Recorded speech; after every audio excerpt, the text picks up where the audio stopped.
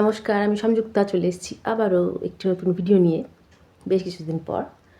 আজকে সাথে আছে একটা কবিতা, তো চলো পড়ে ফেলা যাক।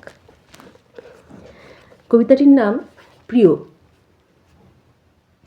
একটি ফুল গাছ ছিল, সারা বছর ফুল ফুটত, কি শীত কি গ্রীষ্ম কি বর্ষা ঠিক ফুটত ফুল বারংবার গাছে। গাছ হঠাৎ নেতিয়ে গেল একদিন, আর তাজা করা যায় না তাকে। জল ছেটাই কখনো কখনো বা ছায়ায় রাখি, তবু গাছ তাজা হয় না আর।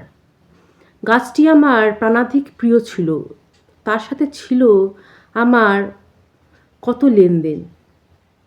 এভাবে কি জীবনের প্রিয় জিনিসগুলো হারিয়ে যায়, হয়ে যায় এলোমেলো?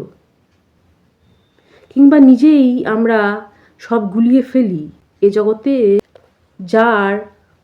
যা কিছু আছে প্রিয়, তা যেন যত্নে রয়, সুরক্ষিত রয় শীত গ্রীষ্ম বর্ষা।